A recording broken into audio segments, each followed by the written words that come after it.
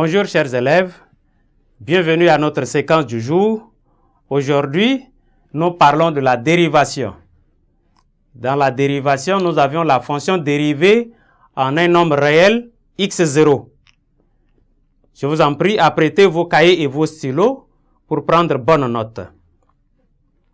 Sachez qu'à la fin de notre séquence, chacune et chacun de vous doit être capable d'étudier la dérivabilité d'une fonction en un point x0 et de déterminer le nombre dérivé. Nous notons nombre dérivé.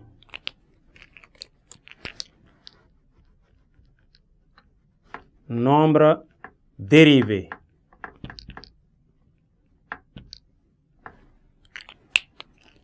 En définition, nombre dérivé d'une fonction en x0. D'une fonction en x0. Voilà. Si vous êtes prêts, nous prenons en définition.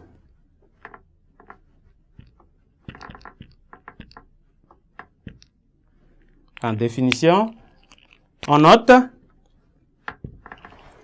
soit f, une fonction définie sur un intervalle i et x0 appartenant à i. On dit f définie sur un intervalle i et x0, un nombre réel appartenant à i. Et on dit f est dérivable en x0 lorsque le taux d'accroissement de f en x0 admet une limite réelle, une limite finie, réelle L, c'est-à-dire lorsque nous avions la limite de f de x moins f de x0 sur x moins x0, quand x tend vers x0, si cette limite est égale au réel L, on dit que f est dérivable en x0. Et le taux d'accroissement, c'est ça, je lisais tout à l'heure, le taux d'accroissement admet une limite réelle L. Donc, c'est ça ce qui est appelé le taux d'accroissement.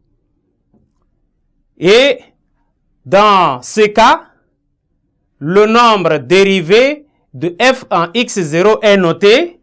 On note donc f'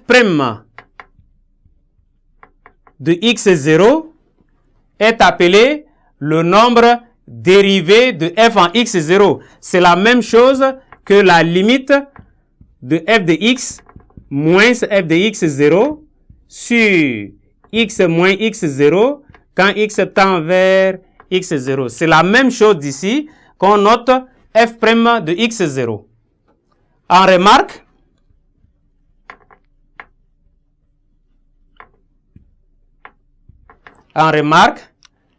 nous avions la première remarque.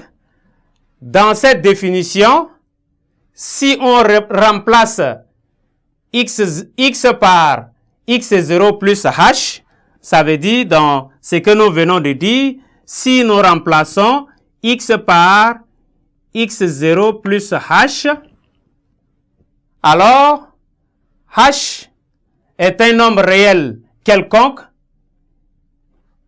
de l'intervalle i. On peut donc écrire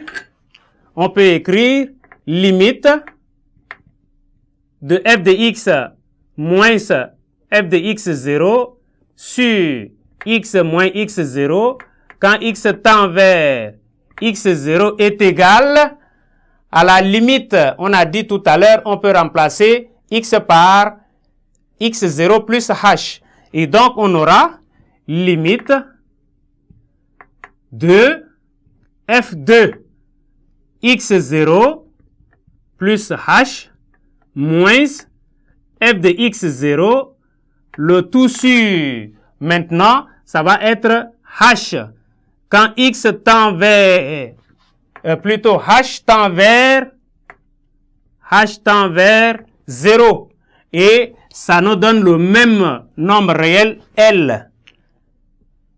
Cette deuxième écriture est souvent utilisée.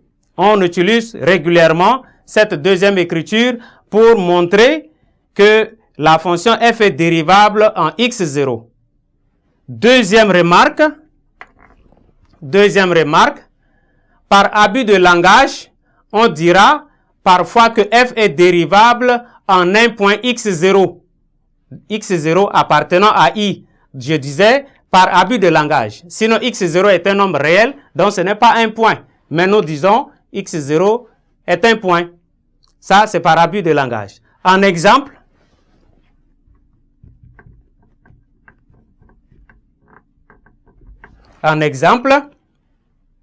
nous prenons la fonction, on donne f de x est égal à x carré.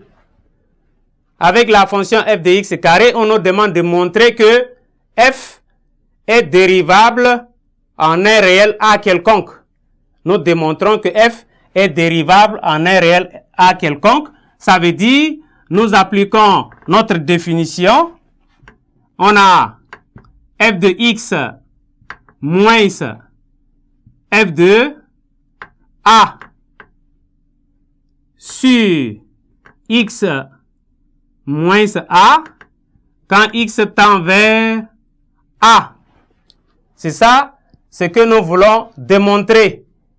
Alors, on aura limite f de x, on a dit c'est x carré, moins f de a, on remplace dans f de x par a, donc ça fera a au carré, sur x moins a, quand x tend vers a. Nous savions que le numérateur, c'est la différence de deux carrés, et nous pouvons factoriser en faisant limite de x moins a en facteur de x plus a, le tout sur x moins a quand x tend vers a.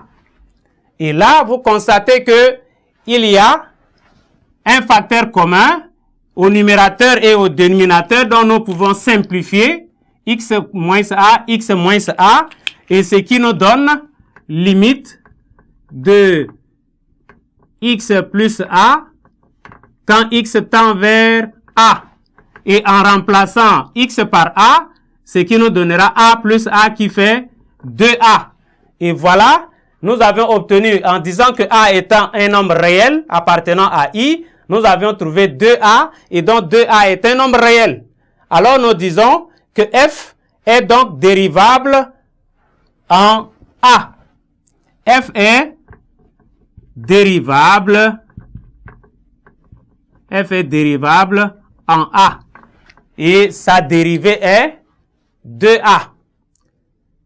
L'interprétation graphique, nous pouvons aussi interpréter graphiquement la dérivation. Et donc, on a l'équation de la tangente en un nombre x0 de l'intervalle i. Donc, le taux d'accroissement de f en x0 présente le coefficient directeur d'une droite passant par le point A. Donc, voilà un peu le graphique passant par A de coordonnées x0, f de x0. Et nous pouvons définir donc une droite limite. Alors, soit f, nous définissons encore, soit f une fonction dérivable en x0.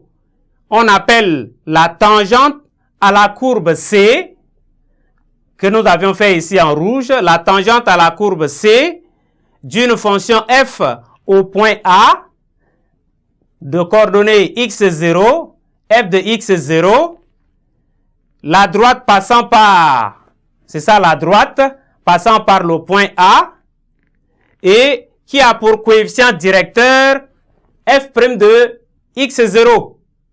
Et on peut maintenant donner l'équation de la tangente. Équation de la tangente.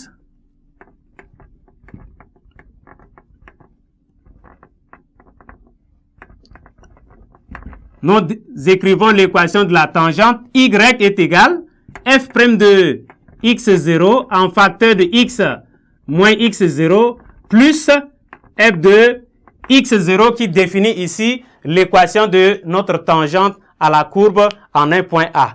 Merci chers élèves pour votre aimable attention et nous espérons vous revoir nombreux à la séquence prochaine.